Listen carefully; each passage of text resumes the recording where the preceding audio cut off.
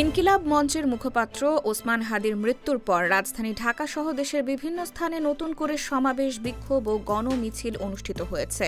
আন্দোলনকারীরা দ্রুত বিচারের দাবি জানিয়ে হত্যাকারীদের দৃষ্টান্তমূলক শাস্তি চেয়েছেন। কিছু এলাকায় পুলিশি ধাওয়া, পাল্টা ধাওয়া ও সংঘর্ষের ঘটনাও ঘটেছে।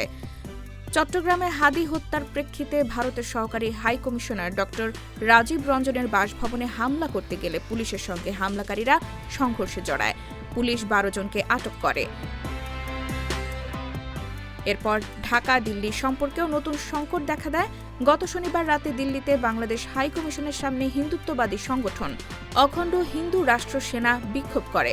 তারা বাংলাদেশের বিরুদ্ধে স্লোগান দেয় এবং হাই কমিশনার এম রিয়াজ হামিদুল্লাহকে হুমকি দেয়।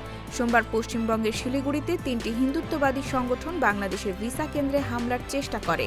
নিরাপত্তাজনিত কারণে বাংলাদেশ ভিসা কেন্দ্র অনির্দিষ্টকালের জন্য বন্ধ করে দেওয়া হয়।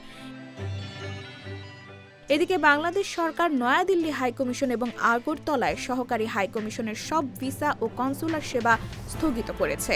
পৃথক বিজ্ঞপ্তিতে বলা হয়েছে, পরবর্তী নোটিশ না দেওয়া পর্যন্ত সব ধরনের ভিসা ও কনসুলার কার্যক্রম বন্ধ থাকবে।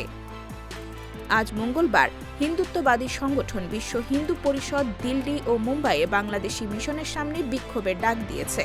একই সঙ্গে সম্প্রতি ময়মনসিংহে পোশাক কারখানার শ্রমিক দীপু চন্দ্র দাসকে হত্যার ঘটনায় সংখ্যালঘু ইস্যু হিসেবে দেখানোর চেষ্টা করা হচ্ছে।